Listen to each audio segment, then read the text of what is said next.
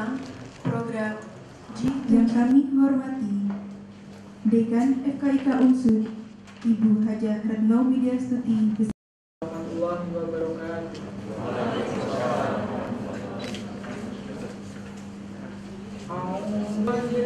Acara selanjutnya sambutan Dekan FKIK Unsur kepada Ibu Hajah Retno Widyastuti, silakan. Bapak Mas Ibu yang kami hormati, Bu Diputri beserta jajarannya. Seminar nasional dengan tema Peluang Bekerja sebagai Perawat di Jepang program G2G Indonesia Jepang oleh Kepala BNP 2 TKI yang Nama Muhammad Jumur Hidayat, lahir di Bandung tanggal 18 Februari 1968 dan kuliah di ITB jurusan Teknik Fisika tahun 1986 yang kemudian dipecat pada tahun 1989 dan divonis penjara selama 3 tahun karena menggerakkan berbagai demonstrasi menentang kebijakan pemerintah khususnya terkait penggusuran tanah-tanah rakyat. Luar biasa, Pak. Jadi sudah pernah menikmati di penjara ya, Pak ya? Oh, bisa kamar. Kemudian melanjutkan kuliah pada bidang yang sama dan menyelesaikan sarjana di Universitas Nasional tahun 1996, menyelesaikan master pada jurusan Sosiologi Universitas Indonesia dan mengikuti berbagai training dan seminar terutama dalam bidang ekonomi, politik, tenaga kerjaan baik di dalam maupun di luar negeri. Menjabat sebagai Kepala Badan Nasional Penempatan dan Perlindungan Tenaga Kerja Indonesia sejak tahun 2007 hingga sekarang.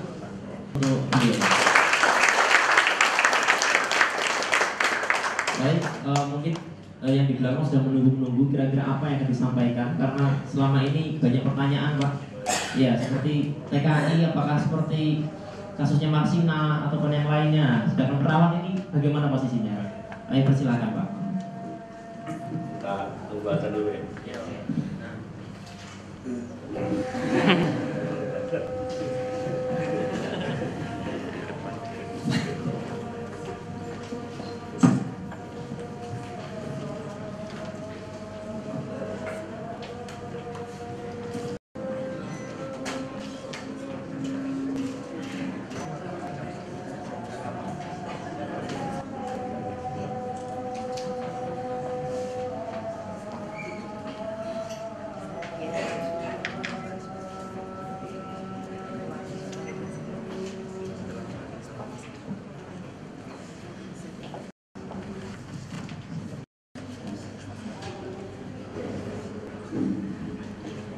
Baik, terima kasih.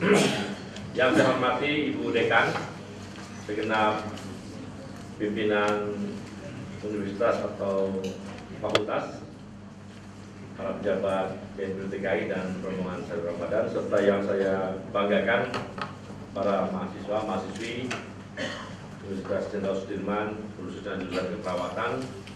Selamat siang, salam sejahtera bagi kita semua. Assalamualaikum warahmatullahi wabarakatuh. Terus terang, saya datang ke Purwokerto dan khususnya universitas ini agak merinding bulu kuduk saya karena menyandang nama besar Jenderal Sudirman. Itu adalah nama yang sejatinya berada paling depan mempertahankan kemerdekaan Indonesia.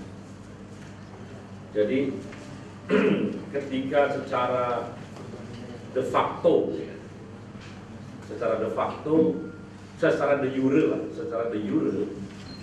Indonesia itu sudah kalah sebetulnya oleh Belanda dengan agresi-agresi pertama dan kedua.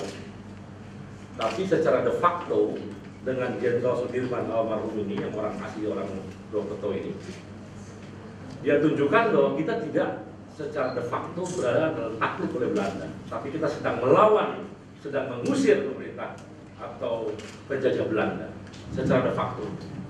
Akhirnya kemudian muncul diplomasi-diplomasi yang menjadi basis diplomasinya adalah perlawanan gerilya-gerilya itu. Bayangkan kalau tidak ada Jenderal Sudirman pada waktu itu yang memimpin perlawanan semesta, itu dalam diplomasi kita susah. Anda ngapain sih mau merdeka orang rakyat udah terima gitu loh. Rakyat udah terima, udah adem ayem terkenal aja. Dia ada hujan juga panas. Buat apa rame-rame lagi? Sudahlah ikut saja sama Belanda. Kira-kira gitu nanti. Tapi ketika Sudirman dengan bala tentara itu melawan, menembaki, menyerang dengan berbagai semua sudut, dunia internasionalnya ini perlawanan luar biasa, nggak benar apa yang dikatakan Belanda bahwa mereka sudah menerima Belanda. Di situ jadi perundingan akhirnya menerima kedaulatan pada 29 Desember tahun 1949. Jadi itulah yang buat saya beri masukku. Nah, apakah semangat juang Jenderal Sudirman masih ada diemban oleh mahasiswa unsur ini? Semoga. Tepuk tangan dulu. Kalau dulu untuk menjadi memerdekakan sebuah bangsa, Anda perlu berdarah-darah, perlu berjuang, perlu darah air mata. Sekarang untuk membesarkan bangsa ini Anda nggak perlu juang. Anda perlu belajar yang rajin, ya, kerja yang bagus, tunjukkan kepada dunia bahwa kita bangsa yang beradab, maka itu berjuang untuk bangsa. Jadi itu catatannya. Jauh lebih ringan perjuangan kita mengharumkan nama bangsa dibandingkan dengan zaman dulu. Anda udahlah 1/1000-nya aja dari semangat Sudirman, Anda udah jadi orang paling hebat mungkin di dunia. 1/1000, nggak usah 1/100 atau 1/2. 1/1000 dari semangat Jenderal Sudirman, Anda udah jadi orang hebat di dunia ini. Percaya kepada betapa luar biasa perjuangan kami. Jadi jangan manja jadi mahasiswa. Nah, kaitannya dengan Anda sebagai perawat, ini satu fakta juga bahwa di dunia ini peta demografi berubah dengan cukup signifikan.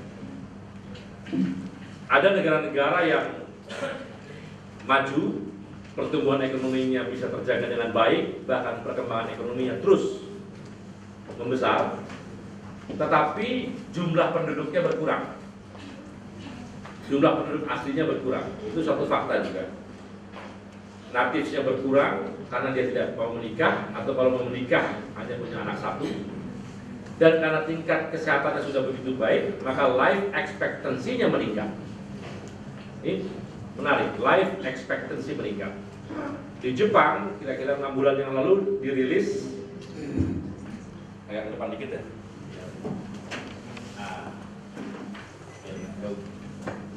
Sebagai ada sisa-sisa ITB sedikit ngerti lah,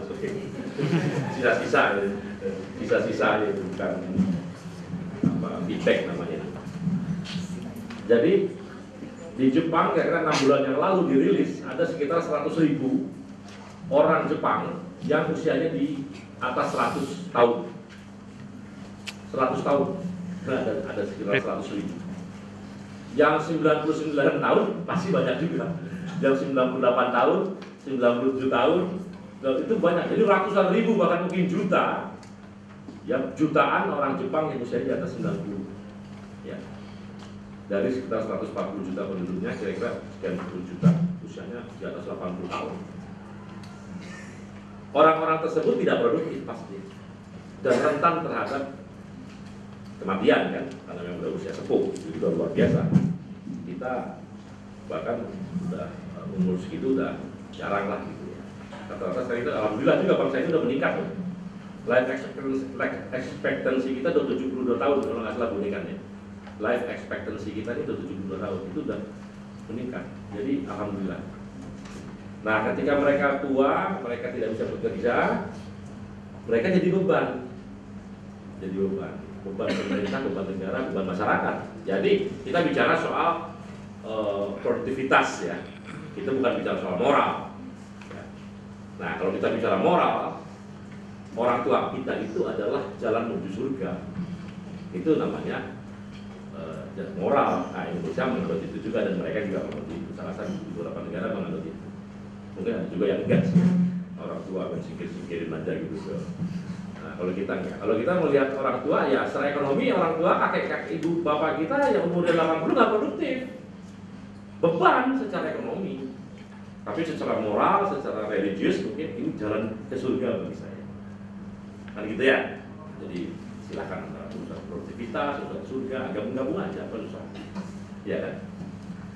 Nah, karena dia tidak produktif, maka dia kemudian jadi beban, dan lebih parah lagi dia membutuhkan orang lain untuk taking care of them. Taking care of them itu ada bentuk rumah sakit yang harus lebih banyak jumlahnya, dan juga rumah-rumah jompo, rumah-rumah perawat orang tua. Saya datang ke Jepang pernah, itu rumah jompo di sana tuh kayak hotel bintang 4 terbaik, bukan kayak rumah-rumah gitu, tapi kayak hotel gitu loh, mewah sekali. Itu rumah-rumah jompo. Jadi perawat-perawatnya juga sangat ya kayak di rumah sakit aja, kayak di hotel aja, gimana sih hotel gitu. Dan juga banyak di antara perawat-perawat itu sebetulnya bukan merawat orang sakit sebetulnya, bukan karena dia nggak sakit kan, orang jompo tuh tidak sakit kan, tapi cuma teman ngobrol gitu loh, lucu, ada kayak main catur gitu ya. Itu perawat-perawatnya kayak gitu. Jadi dia cerita tentang masa lalu, saya dulu zaman kemerdekaan, oh itu bapakku jawabannya tuh, kayak gitulah kira-kira gitu. Perawat-perawat jompo tuh bukan kerja itu, tapi secara psikis juga dia harus melayani secara lisan gitu, ngobrol, mendengarkan atau bertanya. Itu mereka senang sekali karena usianya udah 90 tahun, 95 tahun ya. Iya Pak, zaman dulu gimana sih Pak? Zaman Bapak masih muda, gitu. Kayak gitu dia cerita gitu. Itu yang membuat mereka gitu. Nah itu harus banyak tempat-tempat seperti itu. Harus banyak rumah sakit yang bertumbuhan. Artinya harus banyak orang-orang yang bekerja di rumah sakit dan di rumah-rumah perawat itu, termasuk juga di Jepang. Itu jumlahnya secara dunia itu jutaan memerlukan. Nah, mau merekrut orang dalam negerinya sendiri udah habis orangnya. Orangnya udah habis, dan akhirnya dia terpaksa mencari dari luar. Karena ada orang luar yang tenaga kerjanya berlimpah dan belum punya kesempatan bekerja di tanah airnya. Akhirnya yang ini pendorong, yang di sana menarik. Nah, kalau untuk urusan perawat sih nggak ada masalah, ya tarik dorong ini nggak masalah. Tapi yang bermasalah kalau urusan PLRT, di sana kebutuhan yang tinggi, di sini orang juga terpental karena nggak punya kerjaan, harus keluar negeri, kedorong, maka ini bisa repot. Kita nggak ngebahas ini karena tadi saya sepintas soal perlindungan. Jadi masalah yang rentan terhadap perlindungan itu kalau dia PLRT. Kalau non PLRT dia saya bisa katakan ya sangat paripurna lah ya, karena apalagi negara-negara yang maju ya itu paripurna. Kalau PLRT itu memang Anda coba bayangkanlah, di Indonesia ini ada 30 undang-undang ketenagakerjaan terkait dengan ketenagakerjaan, 30. Anda harus hafal 30 kalau bekerja di Indonesia. 10 dibikin oleh publik ya, oleh parlemen dan DPR dan presiden, 10 undang-undang. Yang 20 hasil ratifikasi konvensi ILO dan PBB.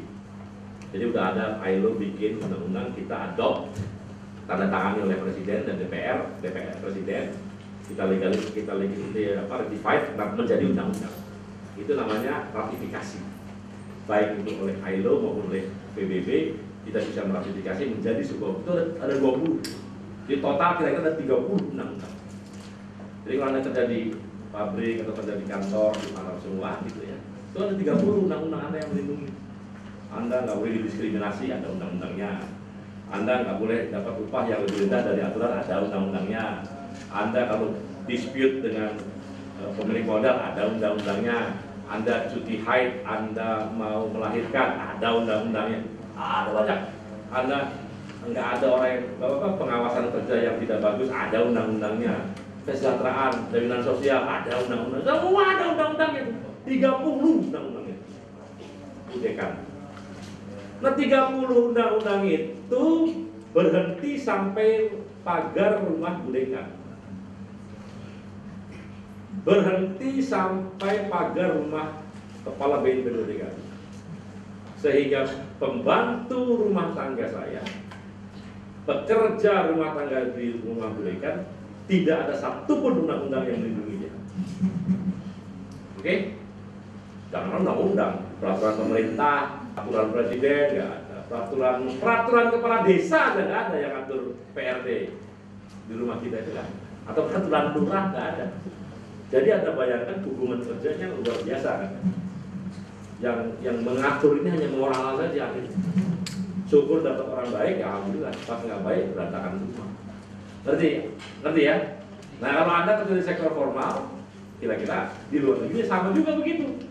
Orang Singapura taktok ada puluhan undang-undang, begitu sampai ke PRT, itu undang-undangnya apa? Kata si pejabat atau menteri-menteri atau perdana menteri. Kalau dia kerja di rumah, ada undang-undang family lah, ada undang-undang inilah, undang-undang itulah.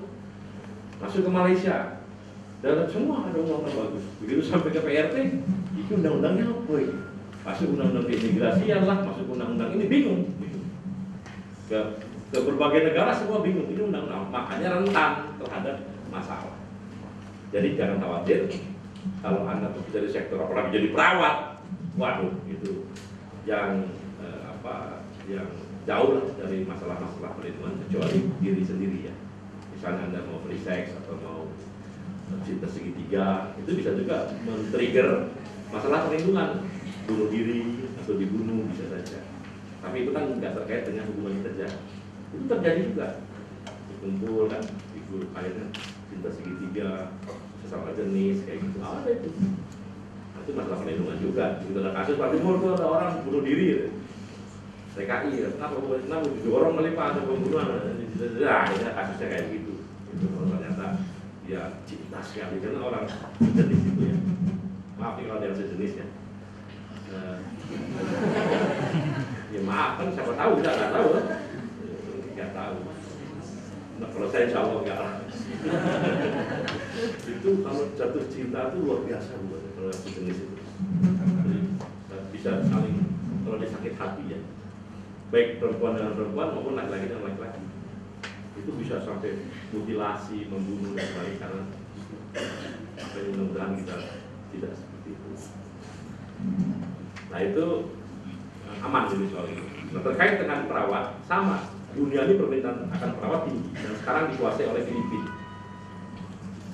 Dan kita secara bertahap sedang mengejar ketertinggalan itu karena suplai kita terhadap perawat juga sebetulnya banyak. Ya, dari studi yang dilakukan tidak semua lulusan perawat di kita itu diserap oleh rumah sakit atau pusat-pusat kesehatan lah. Masih banyak perawat yang kerja di bank, perawat kerja di pabrik, perawat kerja di baju banyak tuh. Ya, jadi kira-kira seperti itulah backgroundnya perawat, tapi kemudian kesempatan kerjanya bukan pada sektor itu. Nah dengan begitu maka Indonesia juga berpeluang merebut pasar itu dan kita sekarang BNP DKI sedang terus berkolaborasi dengan berbagai pihak, termasuk dengan Australia, kita kerja sama dengan Australia juga, Universitas di Darwin University ya, melatih tenaga perawat untuk ditempatkan di Australia dan sebagainya, dan dengan Jepang dan berbagai negara lah seperti itu.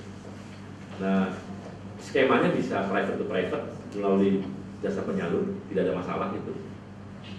Bisa juga melalui G2G ya, yang ke Jepang, sementara ini ke Jepang kita G2G. Dan sebetulnya itu bisa diambil oleh universitas di sini karena dari Stikes Cirebon saja itu dulu banyak itu tenaga perawat dari Cirebon itu, dan ini trennya meningkat tuh karena seperti saya katakan ya mereka butuh kerja gitu. Jadi tidak begini trennya, tapi trennya begini naik setelah kalau normal dengan asumsi ekonomi normal ya. Dan itu 6 bulan dibiayai pelatihan intensif tinggal di asrama di Indonesia dengan mendatangkan native speaker yang banyak dari Jepang selama 6 bulan dilatih intensif. Setelah Anda dilatih 6 bulan intensif, Anda pergi ke Jepang, setelah lulus ya. Setelah dinyatakan oke, Anda ke Jepang 6 bulan lagi Anda dilatih dalam bahasa Jepang juga di asrama. Kira-kira kelas bintang 3 lah ininya, kalau asramanya kayak Oppo itu hotel bintang 3 tuh atau hotel bintang 2. Jadi ada komputer, ada ini enak, pokoknya dimanjain betul perawat-perawat itu oleh pemerintah Jepang dan dibiayai sepenuhnya. Nah dulu yang banyak lulus dari Stikes Cirebon karena dia pinter. Kenapa dia pinter? Dia ini Bu, sebagian ininya diajarin bahasa Jepang. Jadi begitu selesai, kemudian di interview, dia ngajakin ngomong Jepang sama orang kan diseleksi dari Jepang kan. Dia seleksi datang dan lulus. Nah, yang menarik lagi apa? Filipina juga mendapatkan program yang sama dengan kita. Jadi mereka sampai ke Jepang, kemudian setelah ada kesempatan ikut ujian nasional, lulus, dia boleh seumur-umur dia jadi nurse atau caregiver di Jepang. Begitu dia lulus ujian nasional bahasa sebetulnya, ya, begitu lulus dia akan seterusnya boleh bekerja di Jepang. Nah, dari jumlah persentase yang lulus antara orang Indonesia dengan orang Filipina itu jauh lebih banyak orang Indonesia yang lulus dalam ujian nasional untuk menjadi ya itulah registered nurse di Jepang. Itu tepuk tangan dong untuk orang Indonesia. Karena stafnya sama-sama dari nol. Orang Indonesia nggak bisa bahasa Jepang, nol. Orang Filipina nggak bisa bahasa Jepang, nol. Tapi Indonesia itu bangsa unggul, ras unggul. Ya kan? Apalagi kalau ditemuin nanti Sadaburib atau Gunung Padang itu, yang ada piramid yang berusianya 10.000 tahun. Nah, kalau itu terjadi, ya itu sudah terbukti mengkonfirmasi bahwa kita di bangsa unggul. Coba sekarang Olimpiade Fisika Matematik orang Indonesia juara, juga banyak seluruh dunia ini. Olimpiade Robotik, ya kan? Orang Indonesia juara. Olimpiade apa lagi? Semua pokoknya kecuali Olimpiade olahraga yang beneran itu, ya, kita repot di situ. Iya, kebanyakan makan ini soalnya makan telurnya orang Indonesia masih seminggu sekali. Serius nih, ini serius, ini studi, ini kesehatan kan. Orang Malaysia itu setiap hari makan telur kecuali hari Jumat. Kira-kira 6 kali seminggu maksudnya orang Malaysia. Orang Indonesia setiap hari tidak makan telur kecuali hari Jumat. Nah ini serius Pak. Itu kira-kira teman-teman yang telur ini kan banyak. Ya, ada daging, ada gizi, protein yang lain itu teman-teman yang telur itu kan ada daging apa. Nah karena asupannya kurang sempurna, maka menurut ilmu kesehatan volume paru-parunya itu kecil dari volume paru-paru orang tetangga kita. Karena itu cepat capek. Karena itu olahraga jarang menang gitu loh. Nah, kira-kira begitu. Ya. Ini serius, ini masalah kesehatan. Ya Allah, ini internal kita lah. Anda cek dulu kebenarannya. Lari sedikit ngos-ngosan karena memang peluru ini kecil. Kan makan telurnya sekali seminggu. Nah, ini coba ya, maksud saya kita senyum-senyum untuk merubah ini. Ya, untuk merubah ini sehingga kita betul-betul menjadi bangsa. Tapi kalau brain nggak ada ngalahin orang Indonesia. Wah, saya itu pergi ke keliling dunia ya, bangga dengan orang Indonesia.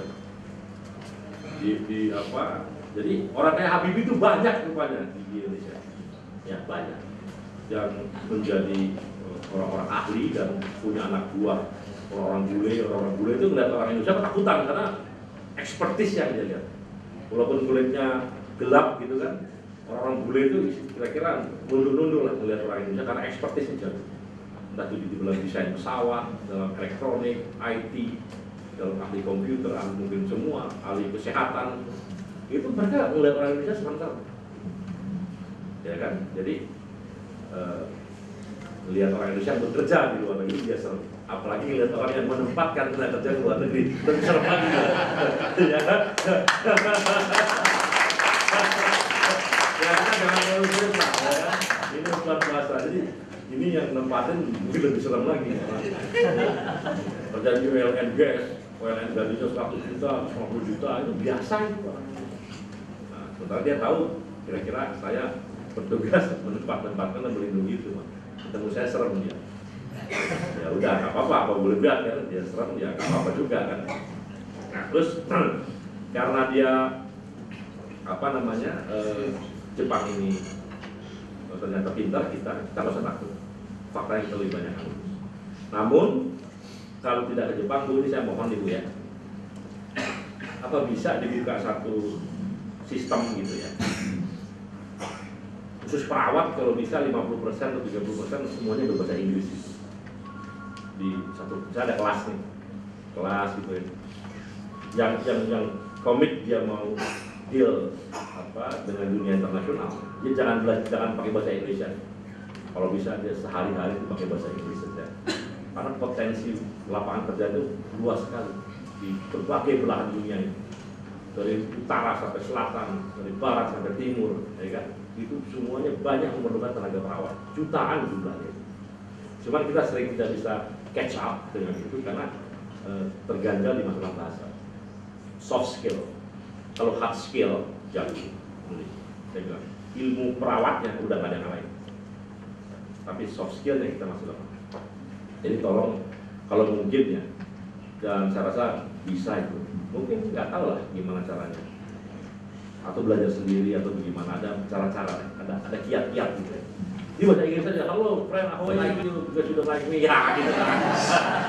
I don't love you, because you don't love me. Pokoknya gila aja dulu deh gitu. Ya kan, Anda masuk kampus, naik motor, naik angkot, kalau sama temen ya, bahasa Inggris saja gitu loh. Sampai kuping itu udah jago gitu. Dan itu juga, ini ya, itu juga shelter, bukan shelter, shield apa ya, pelindung, perisai menghadapi masyarakat ekonomi ASEAN. Nah ini penting. Malaysia penduduk 28 juta, turisnya kira-kira 28 juta. Malaysia, karena promosinya bagus, sampai saking bagusnya Ponorogo, Reok, cap diambil, ya kan, batik diambil, kan? Ya itu pintar-pintar dia aja lah gitu ya kan. The truly Asia. Kita nggak mau kalah. Sidoarjo is the truly Kuala Lumpur.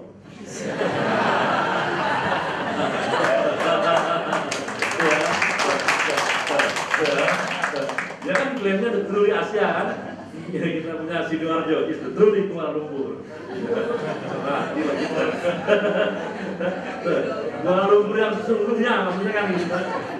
Dia klaimnya Asia yang sesungguhnya tuh ya Malaysia. Kita klaim juga Kuala Lumpur yang sesungguhnya ya Sidoarjo itu. Lucu ya. Jadi seperti itu. Dan seandainya turis itu banyak, kenapa saya lari ke turis ini? Ada urutannya, bukan loncat-loncat. Kalau banyak turis datang, banyak orang bakal sakit, betul kan? Kalau ada orang bakal sakit, membutuhkan tenaga perawat, dokter yang juga harus lebih banyak. Karena karena turis itu orang internasional, maka dibutuhkan perawat-perawat atau dokter-dokter yang punya standar internasional, yang bisa berkomunikasi dalam bahasa Inggris. Jangan sampai ada orang dari Jepang datang, ini sakit apa Pak? Tidak boleh, ya Bapak yang jalan-jalan jangan jauh-jauh Pak. Ya begitu ya. Kalau gitu ya repot. Jadi kalau ada orang Jepang, kalau orang Inggris, aja ngomong Inggris. Orang gitu, ya paling tidak Inggris lah. Jadi itu maksud saya. Ketika Anda ngomong seperti itu tadi, ya Bapak sakit apa? Ini ada masyarakat ASEAN. Ini ancaman masyarakat ASEAN. Udah boleh lalu lintas kan? Masyarakat ekonomi ASEAN. Barang, jasa, kapital, investasi, ya bebas, termasuk orang. Nah, akhirnya ada rumah sakit bagus. Wah, saya nggak bisa menerima orang yang ngomongnya begitu. Silakan aja kalau mau ngurus orang Banyumasan, tapi ini ngurus orang Amerika. Ada 5 juta orang Amerika jalan-jalan ke Indonesia. Ada 7 juta orang Eropa, 8 juta orang Eropa jalan-jalan ke Indonesia. Banyak yang sakit juga. Nah, perlu perawatan yang ngerti bahasa Inggris. Saya mohon maaf, saya harus merekrut orang Filipina. Mohon maaf, saya merekrut orang Bangkok, orang Singapura. Maaflah kita saudara. Paham jadi ya? Jadi seperti itu. Demo nggak mempan kayak gitu. Gimana? Soalnya kan yang dilayani di orang lain. Jadi intinya, sekali lagi, untuk mencapai itu tadi, saya katakan, berbahasa Inggris itu, 1/1000 dari semangat atau kekuatan Jenderal Sudirman untuk mengharumkan bangsa. 1/1000 saja, nggak usah 100 atau 2. Jadi insya Allah ada bisa. Peluangnya terbuka, jutaan kesempatan di luar negeri terbuka, tapi sekali lagi kita harus catch up dengan standarisasi yang sama. Terima kasih. Wassalamualaikum warahmatullahi wabarakatuh.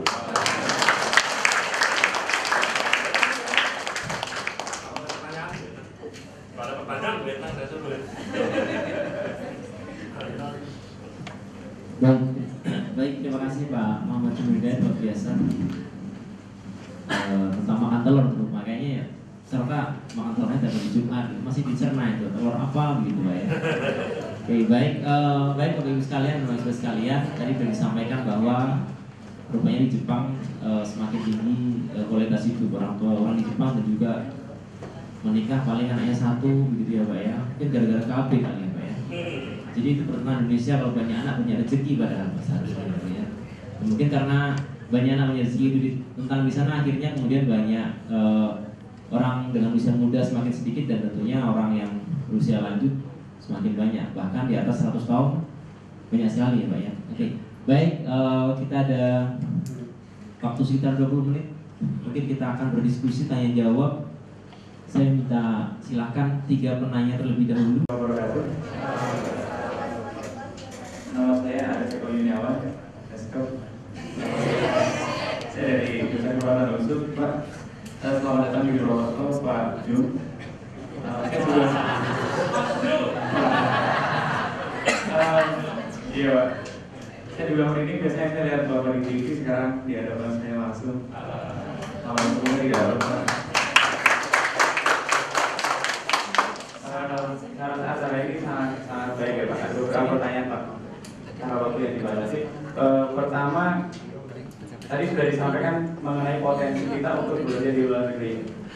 Dari beberapa diskusi teman-teman mahasiswa di sini gitu ya Pak, bahwa ternyata ada beberapa kendala juga ketika perawat kita bekerja di luar negeri.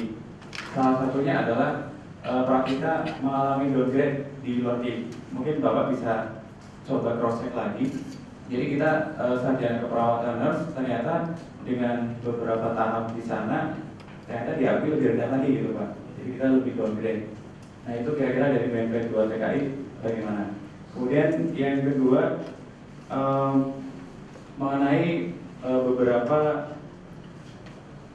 perjanjian gitu Pak. Jadi memang isu yang kami dapatkan ini adalah cukup dipersulit gitu Pak untuk masuk ke beberapa negara. Sehingga sebenarnya dari pemerintah ini apakah memang sudah menjalin kerjasama yang cukup baik terkait perjanjian tadi, sehingga kedua pemerintahan itu sepakat bahwa ya saling mengakui bahwa kualitas perawat Indonesia dan kualitas ini bisa diakui gitu Pak. Kemudian yang terakhir mengenai mungkin beberapa saran gitu ya Pak. Mungkin alangkah baiknya, mungkin tadi sudah disampaikan oleh BNP 2 TKI bahwa ternyata kendalanya salah satunya mungkin bisa saya ambil adalah bahasa gitu Pak. Nah mungkin dari BNP 2 TKI bisa sharing ke institusi pendidikan yang menghasilkan keperawatan mengenai sebenarnya pasar kita itu 5 tahun ke depan perawatnya seperti apa yang diharapkan gitu Pak. Nah itu informasi yang saya rasa sangat berharga untuk institusi pendidikan sehingga mencetak lulusannya tepat sasaran gitu Pak. Ya mungkin itu saja, dan barangkali kalau misalnya diskusi kali ini ada organisasi profesi mungkin lebih asik lagi gitu Pak. Ya dari saya itu, terima kasih Pak. Semoga tetap semangat Pak, dan diberi kesehatan selalu Pak. Jangan lupa nyampein undangan juga Pak dari Purwokerto. Terima kasih. Assalamualaikum warahmatullahi wabarakatuh. Terima kasih. Selanjutnya Saudari Iman. Ya.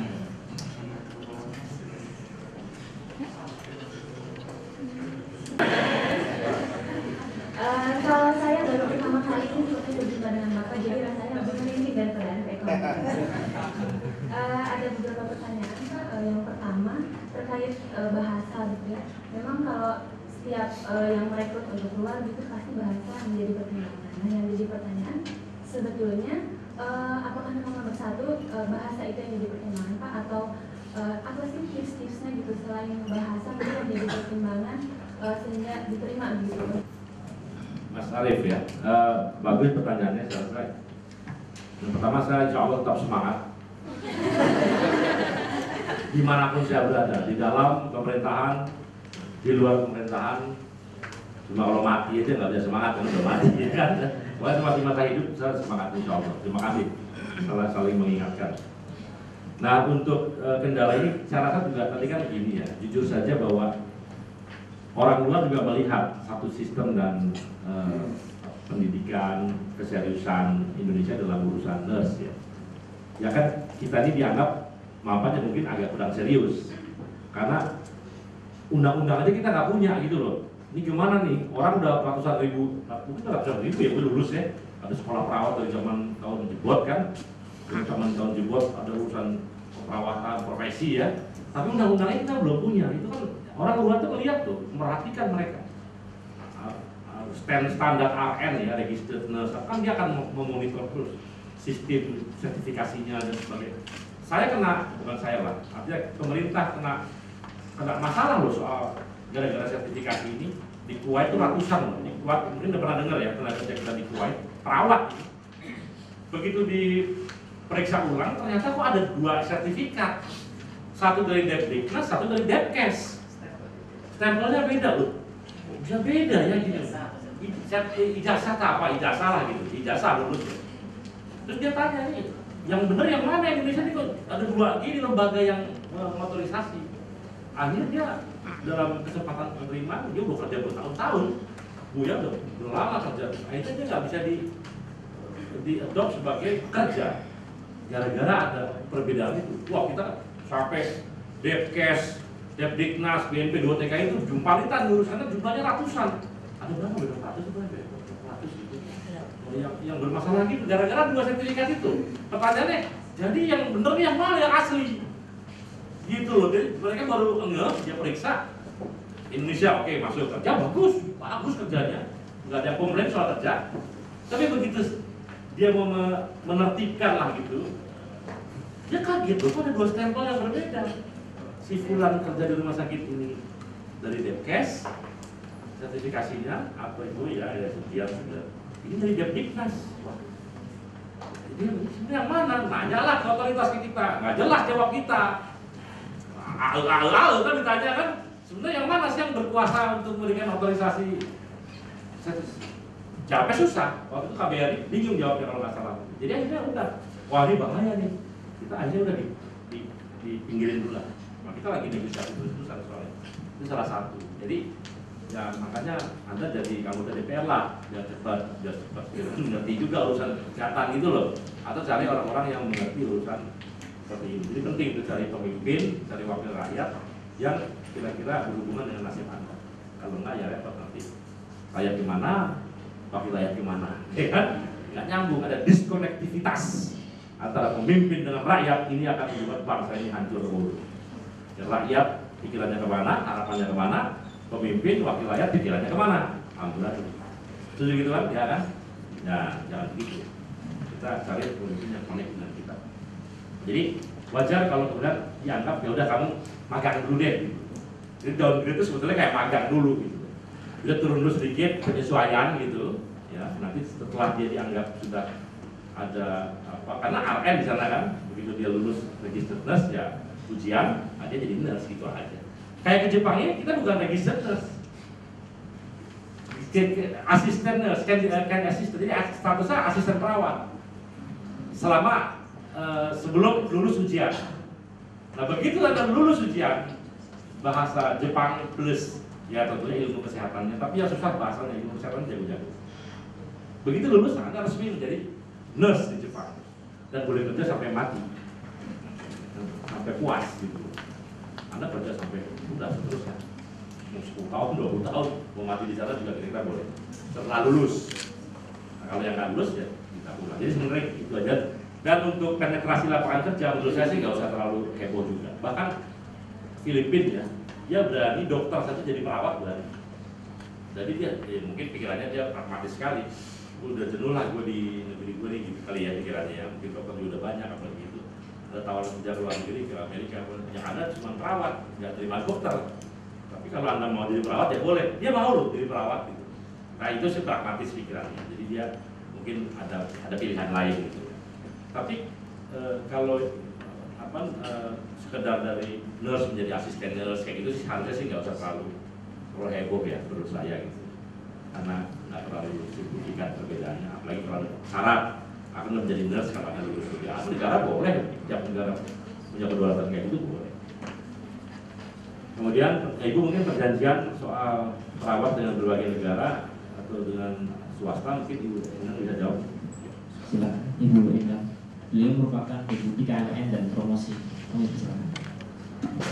Jadi sebetulnya perjanjian ini dikaitkan dengan skema daripada pengiriman tenaga kerja itu sendiri. Nah, kalau sesuai dengan judul seminar ini, itu G2G ke Jepang, karena salah satu skema pengiriman adalah G2G.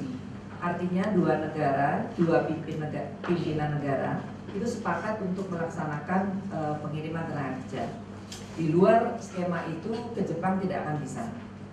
Nah, tetapi ada skema lainnya, G2P. Tadi yang dicontohkan dengan Kuwait, itu adalah BNP 2 TKI langsung dengan rumah sakit private di Kuwait. Nah, itu skemanya G2P. Tetapi yang lebih banyak dan paling banyak adalah P2P. Oleh sebab itu, Anda mungkin mendengar bahwa mendaftar ke luar negeri lewat PPTKIS karena mereka yang mendapat job order dari rumah sakit private. Jadi P2P. Nah, menambahkan penjelasan Kepala Badan tadi, selain sertifikat atau surat kelulusan yang dari dua institusi, itu yang lebih penting itu adalah selain sertifikat adalah lisensi. Karena Anda tanpa lisensi yang diadopsi secara nasional untuk ke sana tidak bisa tembus. Ya. Jadi karena ini adalah satu ilmu yang membutuhkan praktek, sehingga selain sertifikat juga lisensi. Nah, kemudian kalau boleh saya lanjutkan Pak mengenai bahasa, ya itu akan sangat baik apabila nanti setelah Kepala Badan selesai safari Ramadan di sini segera membentuk, saya tidak tahu apakah akan kelas khusus ataukah ekstrakurikuler untuk bahasa Inggris, itu diperlukan. Nah, selain itu kenapa bahasa Inggris? Itu karena human attachment. Apalagi kalau di negara-negara itu, kalau yang sudah sepuh-sepuh, kita saja, nenek kita, eyang kita, mbah kita, kalau sudah sakit, sudah sepuh, itu bicaranya aja kan udah nggak jelas. Aku mau minum, aku mau minum. Apa sih? Mau cium, mau minum? Nah, kalau bahasa Inggris coba, ya, I want a water, I want a water. Apa minta aku atau minta bor water? Ya, a glass of water, dia bilang, oh dikasih bor water, matilah itu. Nah, itu ya dampaknya. Jadi hanya sederhana, bukan hanya persoalan kok bahasa. Kenapa saya pintar sundul langit? Saya mau bekerja ke luar negeri, kenapa kok bahasa Inggris dijadikan halangan? Bukan, ini karena human attachment. Ya. Salah-salah minta water dikasih bor water. Jadi sudah salah kaprah. Ini salah satu contoh kecil yang sederhana karena itu menyangkut jiwa orang yang kita rawat.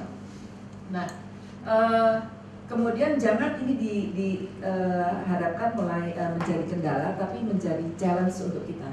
Challenge. Saya tadi berbisik kepada Ibu Dekan, alangkah baiknya kalau Fakultas Ilmu Keperawatan dari Unsur ini mempunyai kerjasama dengan salah satu universitas dimanapun, yang dekat mungkin di Australia. Ya, nggak usah kita jauh-jauh ke Jepang dengan bahasa kanji. Di Australia pun kurang, di seluruh dunia kurang. Ya, karena yang paling sulit di dunia dan yang paling tinggi persyaratannya itu adalah Amerika, karena dia TOEFL-nya itu harus 700, harus sempurna. Kalau di Australia itu IELTS-nya juga 7. Bayangkan Anda apply program S3 sama dengan Anda menjadi care worker di sana. Ini tinggal pilihan. Ya, tinggal. Jadi yang untuk ke panti jompo itu namanya yang merawat orang-orang sepuh itu care worker. Meskipun itu S1. Ya, tetapi memang jenis jabatan ini itu skillnya yang dibutuhkan, bukan level pendidikan. Karena kalau leveling pendidikan, kalau ditanya lagi, Indonesia itu mengikuti jalur pendidikan mana? Apakah American style, apakah European style, apakah Belanda? Nggak ada yang mau mengakui Indonesia. Nah, kita sudah confirm, kita punya sistem sendiri dan ini sudah diakui. Tinggal challenge-nya adalah bahasa. Jadi jangan dianggap itu sebagai hambatan, gitu ya. Nah, itu yang bisa kami sarankan, dan keberhasilan itu biasanya ada kerjasama. Kerjasama ini begini, selain bahasa, itu juga kita memahami budaya sehingga kita tahu bagaimana katakanlah dosen-dosen di sini yang sempat piknik ke Australia, belilah gunting, belilah perban, belilah benang yang Australia. Nah, karena gunting di sana dengan gunting di sini beda. Itu di Jepang itu sehingga ada teaching clinic. Ya, teaching clinic itu isinya kursi roda Jepang dengan kursi roda kita mungkin beda. Apalagi untuk di Australia. Beda kan karena fisiknya tinggi besar gitu ya, sehingga perawat yang tujuannya Australia dan Amerika itu tingginya minimal 165. Karena pasiennya kan lebih tinggi dari kalian gitu ya, 2 meter mungkin ya pasien giant gitu. Kalau nggak kuat mengangkat pasiennya kan dimandikan bukan digelundungin gitu aja kan nggak mungkin ya. Jadi yang imut-imut yang tingginya tidak memenuhi persyaratan ya jangan ke negara-negara yang pasiennya besar-besar ya. Jepang memang kecil-kecil, tetapi kesulitan terbesar di Jepang adalah bahasa. Tapi ini menjadi challenge kalau seandainya dari unsur ini bisa memilah yang Jepang dikasih kelas khusus, kemudian yang bahasa Inggris yang paling kita bahasa Inggris sudah dari SMP kan. Nah, dari SMP yang bahasa Inggris mungkin lebih diperbesar. Nah, kalau bisa ditembus melalui rektorat untuk khususnya Fakultas Ilmu Keperawatan. Kita bisa mengendorse ya? Ya, dan BNP 2 TKI bisa mengendorse. Malah bisa mendampingi apabila akan terjadi karena perjanjian itu lebih diarahkan kepada mutual recognition arrangement. Jadi artinya penyetaraan daripada sertifikat yang Bapak Ibu miliki di sini dengan yang ada di sana, gitu ya. Kemudian Pak, ini pendaftaran bagaimana untuk bekerja ke luar negeri? Jadi itu pendaftaran ke luar negeri tapi yang ke Jepang ya. Yang ke Jepang itu diumumkan, kemudian Anda datang ke ada 4 tempat untuk mendaftar BP 3 TKI Semarang. Kalau di sini ada nggak Pak? Di Purwokerto nggak ada ya? Di pos ada? Ya, mungkin di pos Cilacap ada. Nah, daftar kemudian ya sudah habis daftar kemudian dipanggil, habis dipanggil itu diinterview. Jadi interview oleh orang Jepangnya langsung dari sana. Nah makanya orang Stikes Cirebon itu sempat dapat. Jadi dia tuh waktu itu kita nggak berangkat itu berapa ya? 104 orang nurse dari 208 nih. 104 untuk nurse. 40 orangnya orang Cirebon dari Stikes Cirebon.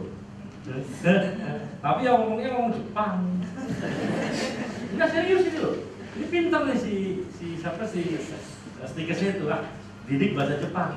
Sedikit dia begitu diwawancara udah bisa ngomong Jepang, udah bisa. Anda orang Jepang datang, Anda udah belajar ya. Gitu. Ya saya memang di sekolah saya, kami khusus menyambut program ini. Gitu kan, semangat. Wah, diterima. 40% loh banyak dari seluruh Indonesia dari Stikes Cirebon itu baru hebat juga. Nah, maksud saya sebetulnya itu bisa juga dari kita ya. Mungkin ya berapalah gitu ya. Itu kan nah itu setelah interview oke. Setelah dia nyatakan oke, baru matching. Matching itu arti data kita dibawa ke calon-calon rumah sakit. Itu begitu caranya. Data yang sudah lulus ya baru dibawa ke Jepang untuk ditawarin. Ini ada orang potensinya bagus, si A, laki, perempuan atau apa. Mau nggak Anda bekerja? Udah oke, rata-rata sih mau lah, biasanya gitu kan. Emang dia perlu soalnya. Oke, jadi Anda tuh ketika ikut pendidikan, Anda sudah tahu calon Anda kerja di rumah sakit mana. Gitu ya, nah, begitu udah beres, matching udah beres, baru hari pertama Anda di sekolahin khusus bahasa selama 6 bulan di tanah air. Yang mendidik di kantornya Depdiknas, kalau nggak salah apa namanya itu, saya lupa lagi lah. Pusat bahasa ya. Di situ tempatnya juga enak, asrama gitu, selama 6 bulan gitu, dilatih, terus dibawa ke Jepang, berangkat 6 bulan lagi, dilatih lagi, lulus langsung kerja ke rumah sakit yang sudah di matching tadi. Jadi seperti itu aja, nggak susah sebetulnya. Nah itu kebetulan ada orang berpikiran susah, kan jadinya berkurang pendaftarnya. Nah Anda saya kasih tahu, mumpung berkurang tahun depan nanti daftarnya banyak ya kan, jangan yang terima Anda. Dan untuk bisa menguasai bahasa Jepang tadi. 1000 semangat Sudirman. Ingat berkali-kali ya saudara. 1000 semangat Sudirman. Anda bisa berbahasa apa saja di dunia. 1000. Jadi itu saja. Saya sudah beres semua ini. Mas. Terima kasih. satu pertanyaan lagi silakan. Atau sudah cukup?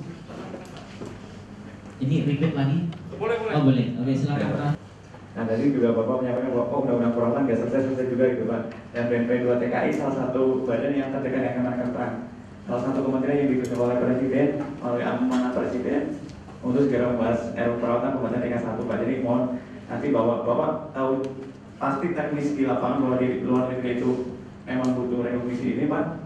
Tolong disampaikan ke Pak Menteri satu kemudian yang diketuai oleh Presiden untuk dia segera diselesaikan saja ini RUU perawatan gitu Pak. Terima kasih.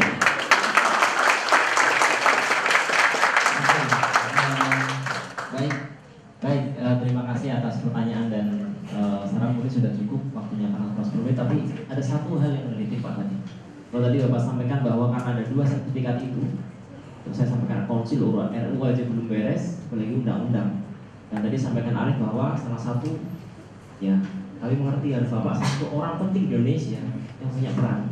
Penting diri aja. Oke. Jadi nanti kalau saya atau teman-teman ke Jakarta sampai demo Pak, kita akan cari Bapak untuk membantu kita. Saya kasih bungkus lah. Supaya demo terus. Oh gitu Pak ya. Kalau saya gini kan nggak enak. Oh nggak enak Pak. Kasih bungkus doang Pak. Kasih itu kan pejabat ke demo. Oke baik teman-teman sekalian, jadi sudah menyaksikan bahwa Bapak Kepala BNP 2 TKI mendukung RUU perawatan. Utang untuk Bapak. Saya kira di sini nyalon anggota dewan enggak ya Pak ya? Nyapres. Oh nyapres.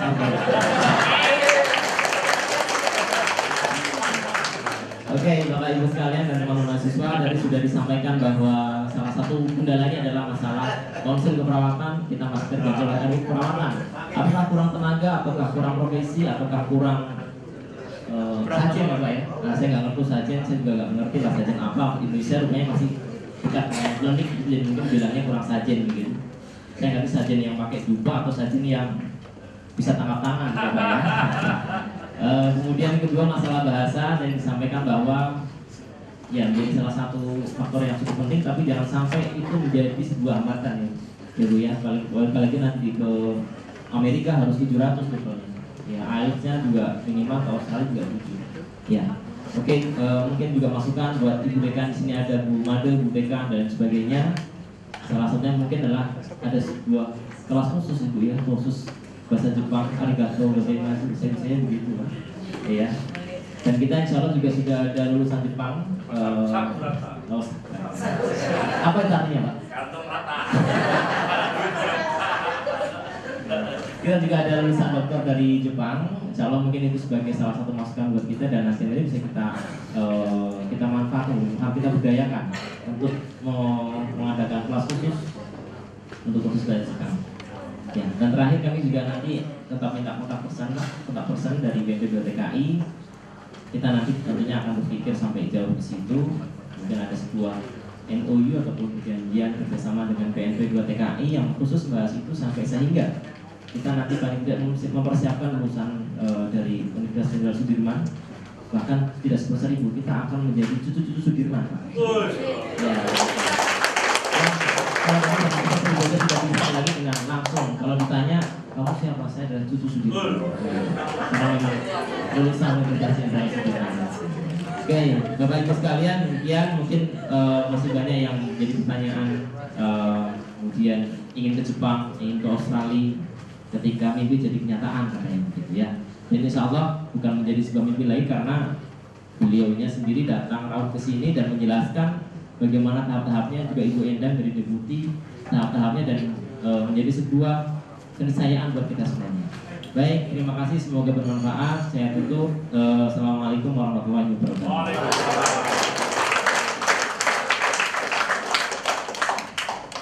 Kepada Kepala BNP 2 TKI, kepada Ibu Hajah Retno Widyastuti dan Bapak Muhammad Jumhur Hidayat, disilakan. Tahan dulu.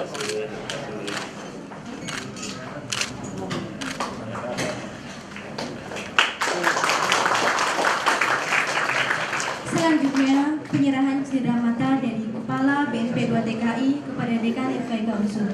Ini lambang BNP 2 TKI. Dan penyerahan buku. Ini orang ke luar negeri. Ini kesejahteraan, ini global dan merah putih.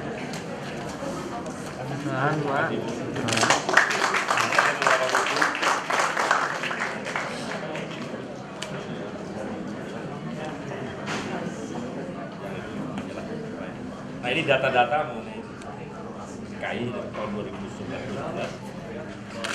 Ini 100 TKI sukses. Salah satu buku, kita ada beberapa buku dari kerjaan ini. Dan ini ada hal ikhwal terkait dengan tenaga kerja, ini penting. Apa sih TKI itu apa sih? Apa sih BNP TKI? Apa sih semua apa sih perjanjian kerja? Apa sih ada di sini semua? Mungkin buat tambahan referensi lah.